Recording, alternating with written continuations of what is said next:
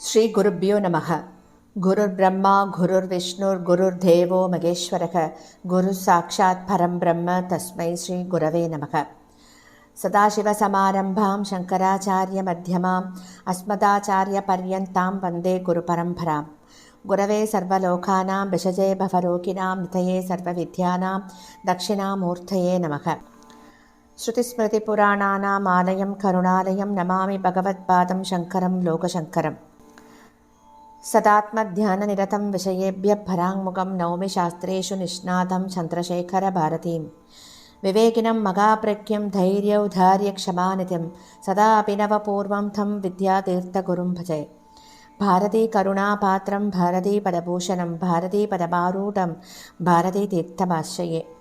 வித்யா வினய சம்பன்னம் வேதராகம் விவேகினம் வந்தே வேதாந்த தத்வக்யம் விதுஷேகர பாரதீம். அனைத்து பெரியோர்களுக்கும் நீலாயுதாட்சி குமாரின் நமஸ்காரங்கள். பிரதி குருவாரம் நம்ம சிங்கேரியில் சங்கரரை பத்தி கேட்டுருக்கோம். குருநாதர்களோட பேரருள்ள இந்த காவியத்தின் நூலாசிரியர் திரு கே நாராயணசுவாமி அவர்கள். இவர் எழுதிய புத்தகத்தின் ஒவ்வொரு வரிகளையும் தான் நாம் அனுபவிச்சு கேட்டுருக்கோம். போன வாரத்தின் தொடர்ச்சியை தான் தொடர்ந்து கேட்க போகிறோம். 109வது வாரமாக புக்க மகராஜன் சிங்ககிரியை விட்டு புறப்படுவதற்கு முன்னாடி ஸ்ரீ பாரதி தீர்த்த மகா சுவாமிகளிடம் ஒரு வேண்டுகோள் விடுக்கிறான். என்ன வேண்டுகோள் அது அப்படின்னா, எங்களுடைய குருநாதர் ஆசியினாலும் அனுகிரகத்தினாலும் நாங்கள் எத்தனையோ ஆபத்தான கட்டங்களை எல்லாம் கடந்துட்டோம். அவர் எங்களோட இருந்த போது தர்மத்தின் பாதை எங்களுக்கு துல்லியமா தெரிஞ்சு கொண்டிருந்தது. அதன்படி நாங்க நடந்துட்டோம். அதனால மனோதைரியமும் தெய்வத்தின் துணையும் எங்களுக்கு இருந்து வந்தது. அவர் இல்லாமல் ராஜதானிக்கு திரும்பி செல்ல எனக்கு மனம் வரவில்லை. நான் எத்தனையோ முறை அவரிடம் பிரார்த்தனை செய்து கொண்ட போதிலும் அவர் அதற்கு இசையல. தாங்கள் எங்கள் வேண்டுகோள அவரிடம் பரிந்துரைத்தால் அவர் மனம் இழகக்கூடும் அப்படின்னு மன்னர் இறைஞ்சி கேட்டார் இல்லையா? ஸ்ரீ பாரதி தீர்த்த மகா சுவாமிகளும் மன்னரை சமாதானம் செய்யும் விதத்தில் பதில் கொடுக்கிறார். சுவாமிகள் சுதந்திர மனப்பான்மை கொண்டவர். எப்பேற்பட்ட ஸ்தானத்தையும் வகிக்கிறதுக்கு அவர் விரும்பவில்லை. ஒரு மடத்தின் தலைவராக இருந்து கொண்டிருக்கும் எமக்கு உள்ளவை போன்ற நிர்பந்தங்கள்லாம் அவருக்கு கிடையாது. தன்னோட மனசுக்கு எது சரின்னு தோன்றுகிறதோ அதைத்தான் செய்வார். குருநாதரின் ஆக்ஞை இருந்தால் அதன்படி நடந்துப்பார். ஆகையால நீங்கள் எங்களுடைய குருநாதரின் சன்னதிக்கு சென்று அவரிடம் மனப்பூர்வமாக பிரார்த்தனை செஞ்சு கொள்ளுங்கோ. பிறகு குறித்துள்ள நல்ல வேளையில பிரயாணத்தையும் தொடங்குங்கோ. உங்களுடைய மனசுல உள்ள பாரத்தை குருநாதரிடம் ஒப்படைச்சுட்டு மன நிம்மதியுடன் சென்று வாருங்கோ. எங்கள் குருநாதரின் சங்கல்பம் சேதோத்தாரணமும் தர்ம ரக்ஷணமும் தான்.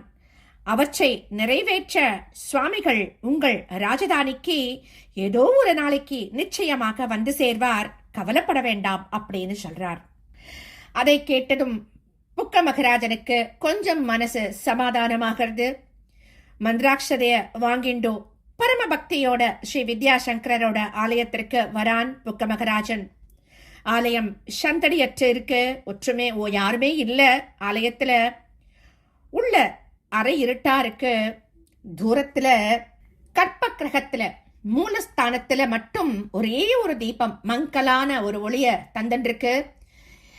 அந்த இருட்டு மன்னரின் கண்களுக்கு பழகுவதற்கு கொஞ்ச நேரம் ஆகிறது. கொஞ்ச நேரம் ஆனதும் கண்களை மூடிக்கிறார். கண்களை மூடிட்டு வாய விட்டே பிரார்த்தனை பண்ணிக்கிறார். என்ன பிரார்த்தனை பண்ணிக்கிறார் அப்படின்னா, பரமாத்மாவே, தாங்கள் சர்வஜர். நானோ ஒரு சாதாரணமான மனிதன். என் மனதில் உள்ளதை தாங்கள் அறிவீர்கள். ஆனாலும் என் வாயினாலேயே அதை வெளியிட்டு தங்களிடம் பிரார்த்தனை செய்து கொள்றேன். முன்பு தாங்களே தங்களுடைய சிஷ்யரை எங்களிடம் அனுப்பி அவர் மூலம் எங்களுக்கு மனோதைரியம், புஜபலம், ஆயுத பலம், சைன்ய பலம் எல்லாவற்றையும் கொடுத்து ராஜ்யாதிபதிகளாக ஆக்கினேள். மூத்த சகோதரரை இழந்து தன்னந்தனியாக இருந்து கொண்டிருக்கும் என்னை இன்று இயக்கிக் கொண்டிருப்பவரும் தாங்கள்தான். தங்களுடைய அனுகிரகத்தால் கொடிய மிலேச்சர்களை ஜெயித்து தர்ம இந்து ராஜ்யத்தை நிறுவ முடிந்தது. மீண்டும் நம் தேசத்தினர் தங்கள் பயத்தையெல்லாம் மறந்து வைதீக தர்மத்தை கடைப்பிடிச்சு வாழ தொடங்கி இருக்கா. ஆனாலும் இன்னும் சண்டைகள்லாம் நடந்து கொண்டுதான் இருக்கு. எங்களுக்கு நிறைய நெருக்கடிகள் இருந்து கொண்டுதான் இருக்கு. அதனால் எது தர்மம், அதன் பாதை எது என்ற குழப்பங்கள் ஏற்பட்டு கொண்டேதான் இருக்கு. எங்களுடைய குருவான தங்கள் சிஷ்ய சுவாமிகள் எங்கள் அருகில் இருந்து கொண்டிருந்தால் நாங்கள் செல்ல வேண்டிய பாதை எது, நாங்கள் செய்ய வேண்டிய காரியம் எது என்பதையெல்லாம் சொல்லி எங்களுக்கு வழிகாட்டுவார். அவர் மீண்டும் எங்களுடனேயே இருந்து கொண்டு எங்களை வழிநடத்த வேண்டும் என்பது எங்களுடைய கோரிக்கை. இதை நிறைவேற்றி வைக்க வேண்டும் அப்படின்னு நான் பிரார்த்தனை பண்ணிக்கிறேன் அப்படின்னு அதற்கு மேல வாயை விட்டு சொல்ல புக்க மகராஜனாலும் முடியல. மௌனமா இருக்கார். கண்களை திறந்து ஸ்ரீ வித்யாசங்கர லிங்கத்தை தரிசனம் பண்ணிக்கிறார். தரிசனம் பண்ணிட்டு நின்னுண்டே இருக்கார். அப்போ அந்த சமயத்துல மூலஸ்தானத்துல ஒரு மனுஷ உருவம் அமர்ந்த நிலையில அவருக்கு தோணுது. அந்த மனித உருவம் அசைவற்று அப்படியே உட்கார்ந்திருக்கா.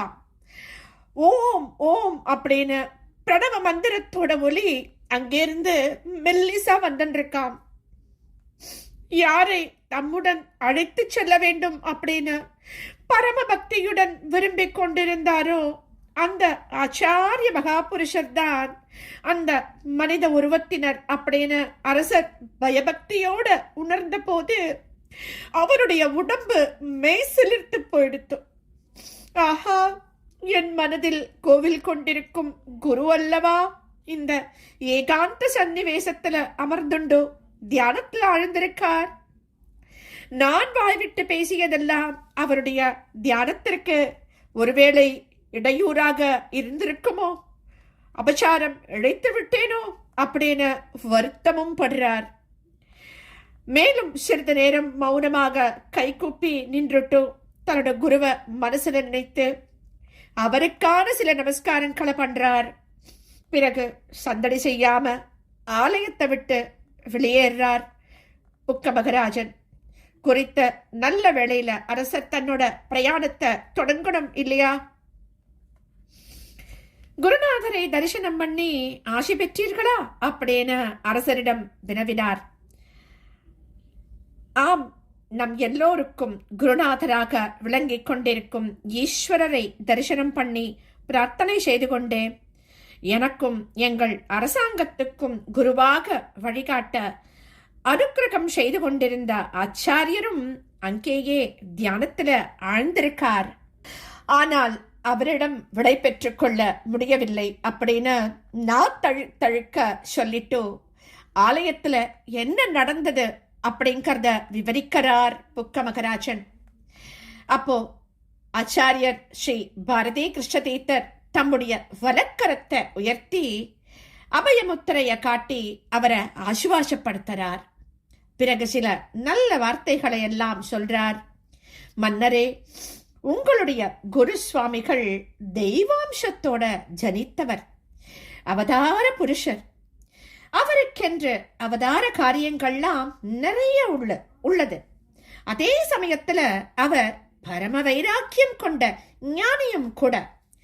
பல காரியங்களுக்கு மத்தியில அவற்றிலிருந்து தம்மை முழுமையாக விலக்கிக் கொண்டு பிரம்மோபாசனையில ஈடுபடும் சக்தியுடன் கூடியவர். நம் தேசத்தை உத்தாரணம் செய்து தர்மத்தை புனர்ஸ்தாபனம் செய்ய வேண்டும் என்கின்ற பரந்த நோக்கம் கொண்டவர். அதே சமயத்துல இதெல்லாம் மாயை, இதில் மனதை செலுத்தக்கூடாது என்று உலகப்பற்றை துடைத்தெறிந்தும் விடக்கூடியவர். அவரால் ராஜ்ய சிம்மாசனத்துல அமர்ந்து நல்லாட்சி செய்யவும் முடியும். அவதூதராக முள் நிறைந்த முக்கட்டான் தரையில் படுத்து உறங்கவும் முடியும். இன்பம் வேறு துன்பம் வேறு என்கின்ற பாகுபாடு அவர் வரையில் கிடையவே கிடையாது. ஆனால் பிறரின் துன்பத்தை களைவதில் முன் நிற்பார் அவர். ஆகையால் நாம் இப்போதே சொல்லுவோம், உலகத்தினருக்கு நன்மை செய்வதற்காக ஏதோ ஒரு நாள் அவராகவே உங்களுடைய ராஜதானிக்கு வருவார். எப்போதும் அங்கு பிரசன்னமாகவே இருக்க வேண்டும் என்கின்ற விருப்பம் தானாகவே அவருடைய மனசில் உதிக்கிறதோ அப்போது அங்கு வருவார். பலவித நல்ல காரியங்களை உங்கள் மூலமாக நடத்தி கொள்வார். அவராகவே அங்கு வரும்போது அமைதியான முறையில் அவருக்கு ஸ்வாகதம் அளியுங்கோ. எல்லா சௌகரியங்களையும் அளியுங்கோ. அவர் எதை ஏற்றுக்கொள்ளுகிறாரோ அதை குறித்து சந்தோஷப்படுங்கோ. எதை உதாசீனம் செய்கிறாரோ அதை குறித்து வருத்தமடைய வேண்டாம். நமக்காக இந்த சமயத்தில் பகவானால் அனுப்பப்பட்டவராக அவரை நம்புங்கோ. பகவத் சங்கல்பங்கள் எல்லாம் அவராலேயே நிறைவேற்றப்படும். இதையும் ஞாபகத்தில் வச்சுக்கோங்கோ அப்படின்னு சொல்லி முடிக்கிறார் ஜெகத்குரு மகா சுவாமிகள். புக்க மகராஜனுக்கு அந்த அறிவுரையை கேட்டு ஓரளவு சமாதானம் ஆகிறது. ஆனாலும் தன் மனதில் ஒரு சூன்யம் ஏற்பட்டது போன்ற வேதனையை அவரால பொறுத்துக்கவே முடியல. அப்படியே புறவியின் மேல் ஏறி உட்கார்ந்துக்கிறார். முன்னும் பின்னும் மெய்க்காவலர்கள் சூழ்ந்து கொள்ள ராஜதானியை நோக்கி அவருடைய பிரயாணம் தொடங்கிறது. நாமும் நம்முடைய பிரயாணத்தை அடுத்த வாரம் தொடங்குவோம். ஸ்ரீ சத்குரு பாகி. ஸ்ரீ சத்குருநாதா சரணம் சரணம் சரணம்.